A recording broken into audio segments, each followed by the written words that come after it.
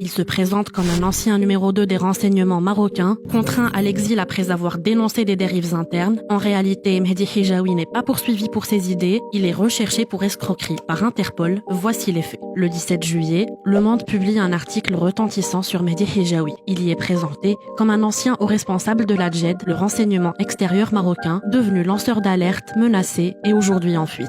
Mehdi Hijawi a bien travaillé pour la JED, mais il n'a jamais été officier supérieur, encore moins numéro 2. Son poste, contrôleur général, un grade civil inférieur à celui de préfet de police. Il est renvoyé une première fois en 1995 pour faute grave, réintégré 10 ans plus tard en 2005, il est de nouveau limogé en 2010. Bilan, 7 années de service, aucun rang stratégique, aucun accès au cercle de décision. Mais après son éviction, Mehdi Hijawi ne disparaît pas. Il se fabrique une nouvelle légende, celle d'un homme de l'ombre, supposément proche du palais. À Rabat, on le croise dans certains lieux comme l'Absinthe, un bar connu où il cultive l'image d'un initié au secret d'État. Il évoque un carnet d'adresses tentaculaire, promet des interventions, des connexions, des coups de pouce. Et cette façade devient son arme principale. Il recrute un ancien policier qu'il maquille en conseiller du roi. Pour régler ses comptes, il s'associe à un youtubeur installé au Canada. Il utilise même des audios générés par intelligence artificielle, imitant la voix de hauts responsables. Pour rendre le tout crédible, il obtient un passeport diplomatique congolais, obtenu via un homme d'affaires français bien introduit à Brazzaville. Grâce à ce document, il se fait passer pour conseiller du président Sassou Nguesso